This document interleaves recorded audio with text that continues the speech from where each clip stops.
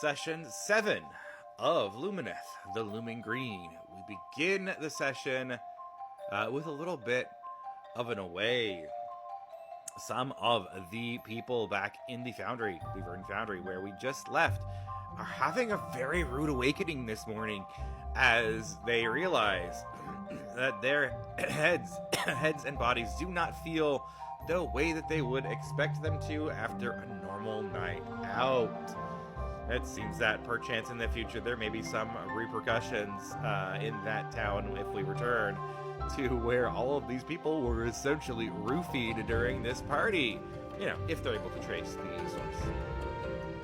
Who knows? So, of course, we begin speaking to the leader of Nomeria. Of course, because Zeke has the canister, he's a very important person in this conversation as he has to hand it over. So as soon as attention is turned to him, of course he runs his mouth. The leader of Nomeria does not like the attitude that Zeke has, which is essentially protective. He has like a protective attitude over this canister, as it is important to us and our quest. So why would he not be, a little cautious and protective? But it doesn't seem to go over well. The leader of Nomeria decides that he's going to show us a magic trick, which Zeke does not want to see, which Lyric says, well, before you do a magic trick, you should really get consent, which the leader of Nomeria kind of ignores. Seems that there is a little bit of animosity now between the entire group and this leader of Nomeria, because he feels that he is beyond the rules of consent with people, which is, not super accommodating to people. It's not going to endear you to the people that way. Anyways, we are given leave to have rooms in there. We are tasked as well with, in order to get this essence that this leader is going to add into the canister for us, with helping with the defenses of Nomeria. Essentially, we're going to have to go on watch the next day. It seems that there's some kind of ritualistic assault on Nomeria every year or so by these goblins and kobolds who seem to have some kind of community where they're teamed up together. They even have a spy inside of Nomeria each, so like a kobold and a goblin spy. So we spend most of our time just, kind of talking to the people there. We go into the essentially mess hall area and we talk to the gnome and the kobold that are spies. Zeke does not enjoy the interaction with them either. And essentially decides that he does not like them and wants to kill all the kobolds and the goblins. So we then go to our rooms for the night. We spend the night in them mostly comfortably. Zeke decides to completely trash his room in sort of an act of rebellion against the leader of Nomeria, and then goes to spend his night with Cisco in his room. Patch and Lyric spend their night in a room together because neither of them really wanted to be alone at this point. As some weird things had happened upon our arrival in Nomeria, which is that both Patch's familiar, the little raven that he has, which is one of his band members as well, is not there.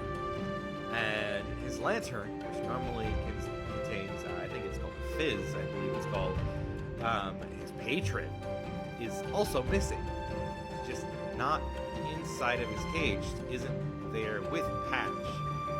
Which is very strange and uncomfortable for us. Lyric attempts to make it better by cashing the illusory script on Patch's deck of cards to create a picture of the band and Patch and all of that on like the face cards, on all of the Lord's series of cards as well, just doing some fun stuff. Everything. I mean, essentially a fancy deck of cards.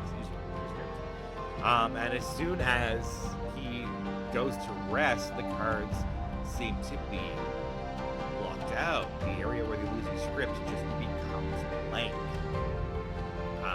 Some kind of strange magic is affecting nearly everything that we do here, including the cantrips that we cast, the magic items that I create through my magical tinkering, the cantrips, the spells, everything that we do seems to be sort of enhanced in some kind of way in this area.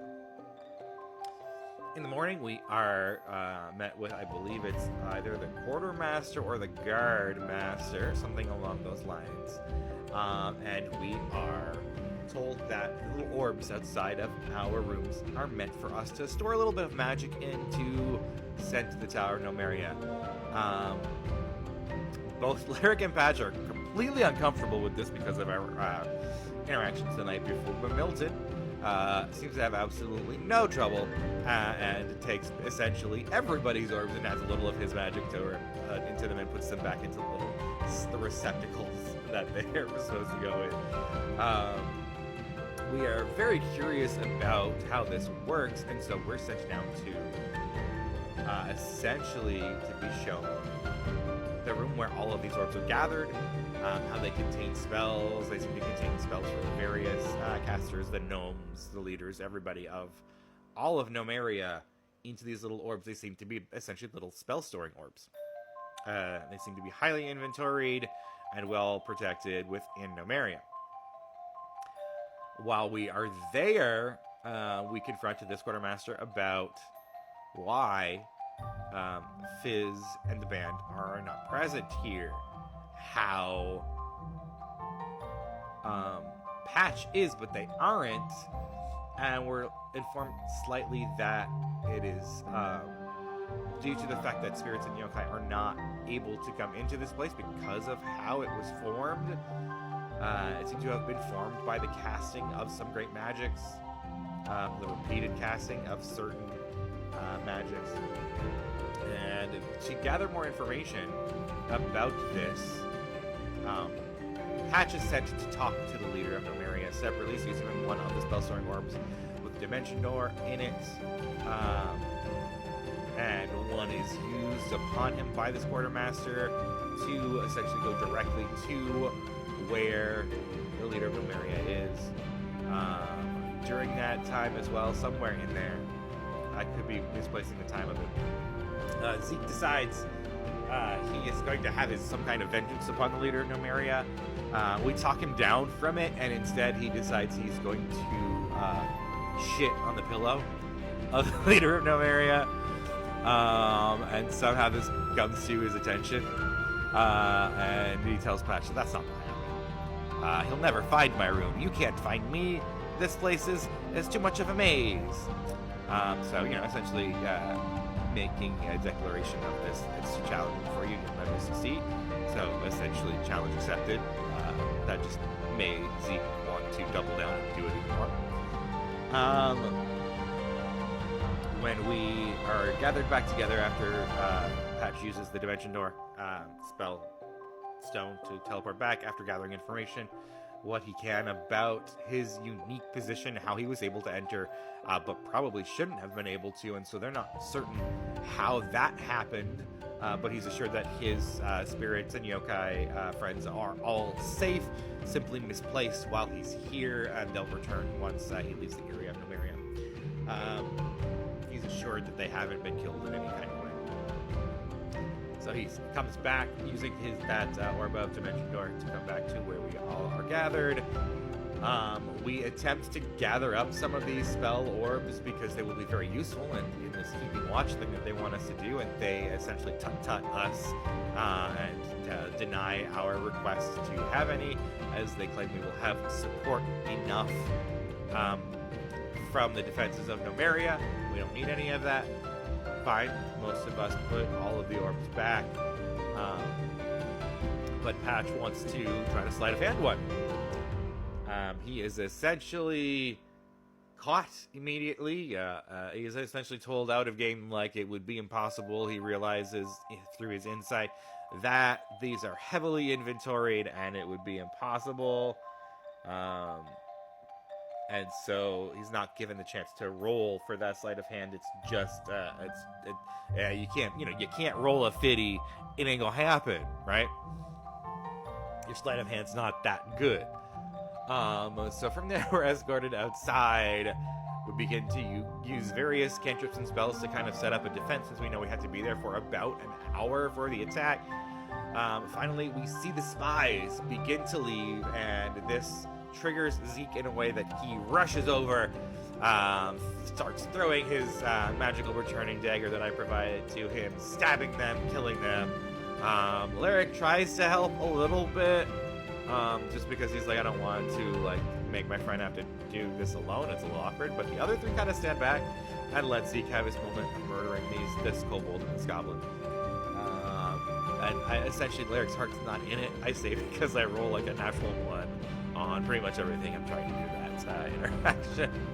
So we can continue setting up essentially like a little fortification using some kind of, I think it's like some kind of sand wall spell that lasts an hour that the druid's concentrating on, as well as some other cantrips to dig a moat, or a shovel to dig a moat, something like that.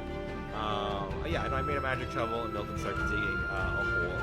He's big and strong, and I'm tiny, but I can provide tools with the 2024 Tinker's Magic from Artificer.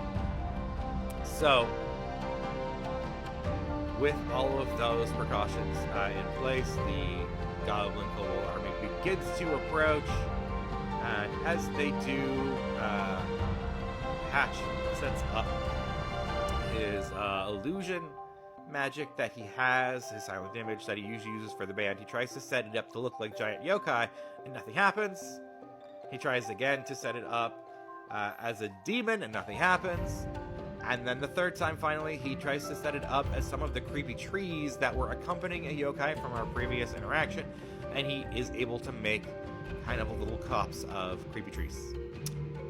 As he's concentrating on that, and the army approach us, these little, it's described humorously that these kind of little pillars or obelisks of some kind come out and form these little hands that kind of finger wag at the oncoming kobold and goblin army, and essentially say,